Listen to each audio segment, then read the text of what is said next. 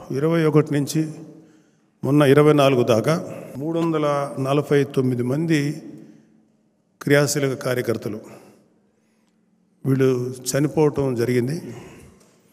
వాళ్ళందరికీ కలిపి ఇప్పుడు దాకా మనం చెల్లించింది 17,45,00,000 రూపాయలు వాళ్ళ కుటుంబాలకు మనం చెల్లించాం. గాయపడిన సభ్యులు 443 మంది. వాళ్ళకి చెల్లించిన డబ్బు 6,74,00,000. సో ఇది అంటే ఒక కుటుంబం అంటే మేము మధ్యతరగతి కుటుంబం నుంచి వచ్చాం కాబట్టి మేము మీకు షేర్ చేసుకోవాలి. మా నాన్నగారు చాలా సాధారణమైనటువంటి ఎక్సైజ్ డిపార్ట్మెంట్ ఉద్యోగి. చాలాసార్లు ఆర్థికంగా మేము చాలా ఇబ్బందులు పడిన సందర్భాలు ఉన్నాయి. ఒక్కొక్కసారి ఏ రోజు రేషను ఆ రోజు తెచ్చుకొని జీవితం గడిపినటువంటి రోజులు నాకు ఇంకా బాగా గుర్తున్నాయి. అలాగే మా పెద్ద చెల్లెలకి ఒంట్లో బాగలేకపోతే హాస్పిటల్కి తీసుకెళ్ళి చూపించడానికి కూడా ఒక 5 రూపాయలు కూడా లేనటువంటి పరిస్థితులు మాకు జరిగినాయి. సో అప్పుడు మాకు తెలుసు ఒక ఇంటికి ఆ ఇంటికి సంబంధించిన ఏ పిల్లలకు పెద్దవాళ్ళకి ఎవరికైనా సరే ఒక వైద్యానికి సంబంధించిన పరిస్థితులు, ఒక అనారోగ్యానికి సంబంధించిన పరిస్థితులు వచ్చి ట్రీట్మెంట్ చేయాలంటే ఎంత అవస్థలు పడతారు.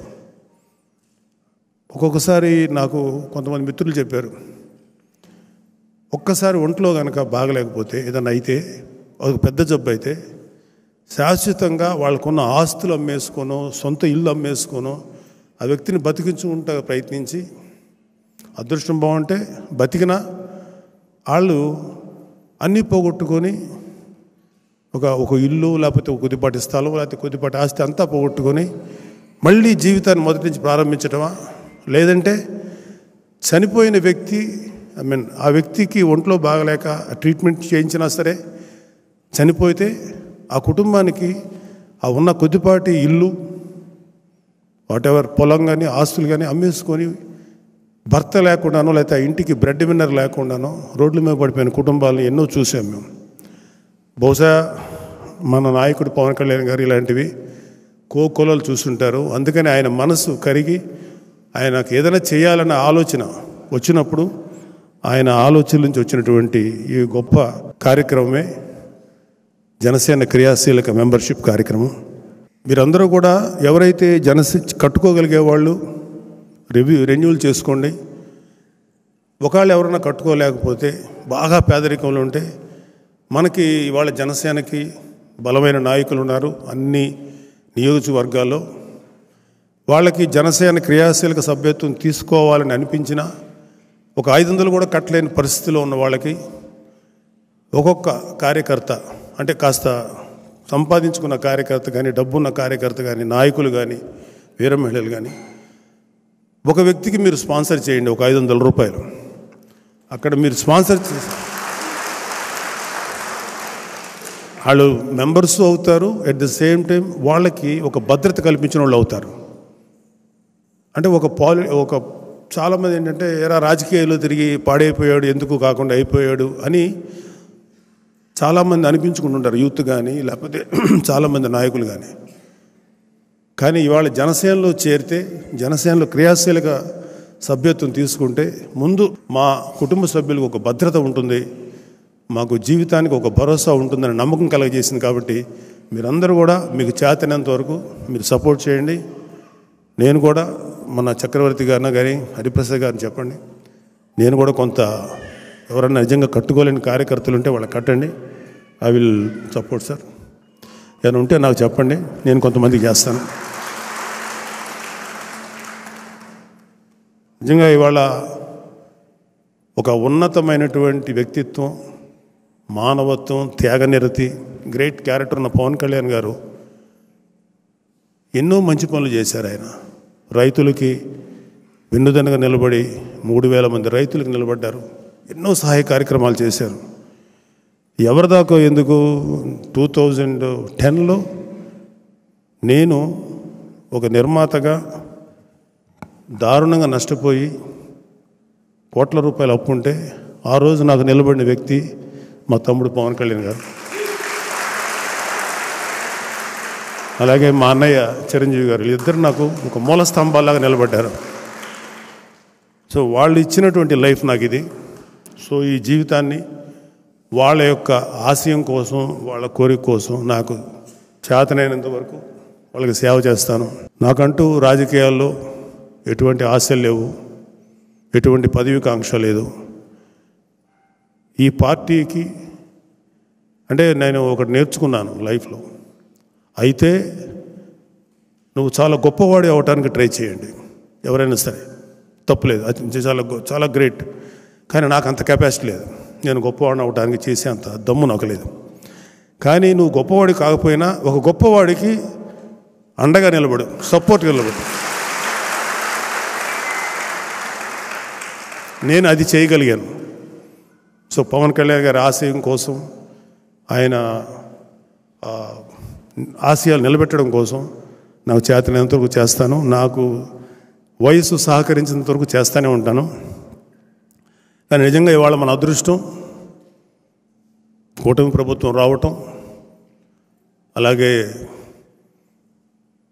మన తెలుగుదేశం పార్టీ, బీజేపీ, జనసేన కలిసి పోటీ చేసి ఘన విజయం సాధించడం, ఒక గొప్ప అడ్మినిస్ట్రేటర్ అయినటువంటి చంద్రబాబు నాయుడు గారిని మళ్ళీ సీఎంగా చేయటం, ఒక గొప్ప మానవతావాది, మంచితనం, వ్యక్తిత్వం, త్యాగనిరతి ఉన్నటువంటి పవన్ కళ్యాణ్ గారు డిప్యూటీ సీఎంగా చేయటం, దానికి నిజంగా మన అదృష్టం.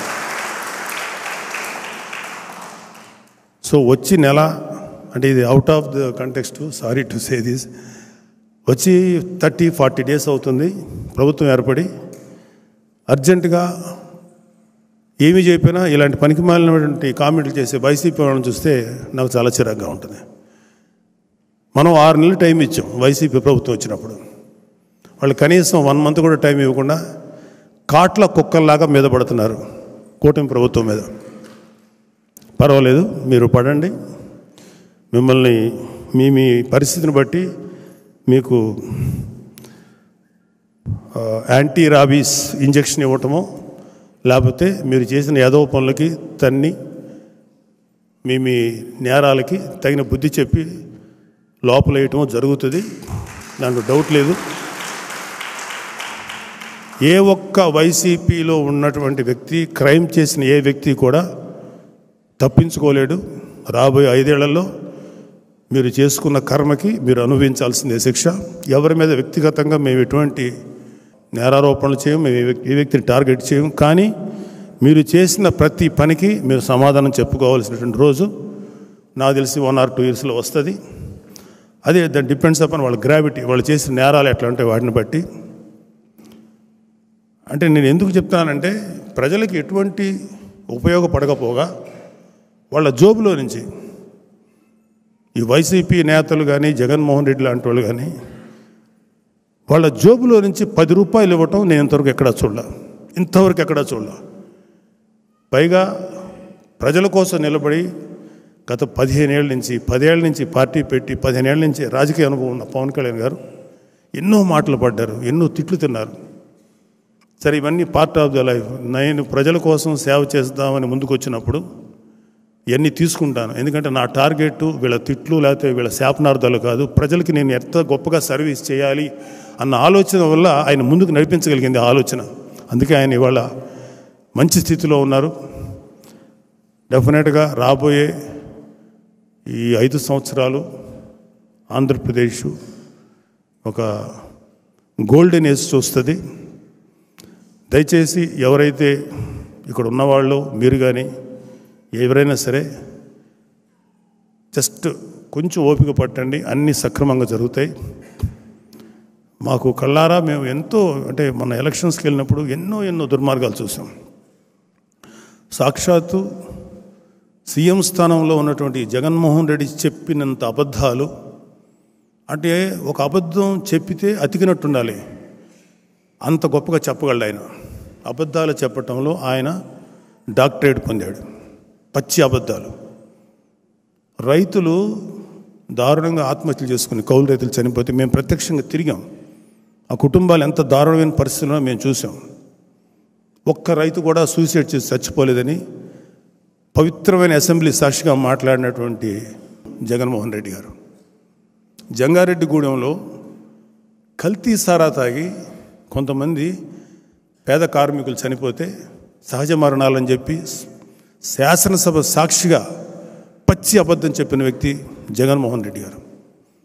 ఇప్పుడు ఎక్కడో లోకల్ తగాదాలు, వినుకొండలో ఎక్కడో చిన్న తగాదాలు ఉంటే దాన్ని తీసుకొని దేశం నాశనం అయిపోతుంది, రాష్ట్రం నాశనం అయిపోతుంది, రాష్ట్రపతి పాలన పెట్టాలి అని అవాకులు చవాకులు పేలుతున్న జగన్మోహన్ రెడ్డి గారికి దయచేసి తప్పులేదండి, మీరు తప్పులు చేశారు, ధైర్యంగా ఉండండి, ఇక నుంచైనా మంచి దారిలో నడవండి. రాబోయే 10 ఏళ్ళ తర్వాత 15 ఏళ్ళ తర్వాత మళ్ళీ మీకు ఒక అవకాశం రావచ్చు. అట్లీస్ట్ మంచి అనిపించుకోండి. ఇంకా నీచమైనటువంటిగా దిగజారిపోయాడు జనాలు. ఇంతకంటే సినిమాలో డైలాగ్, ఇంతకంటే దిగజారు అనుకున్న ప్రతిసారి ఇంకా దిగజారిపోతున్నాను, నా ఎక్స్పెక్టేషన్ చంపేస్తున్నాను అంటారు. అలా దిగజారిపోతూనే ఉంది వైసీపీ. మీరు కానీ మీ కార్యకర్తలు కానీ ఆలోచించుకోండి. మేము మాత్రం జనసేన ఇవాళ అధికారంలో ఉంది. అధికారంలో ఉన్నప్పుడు ఒక మాట,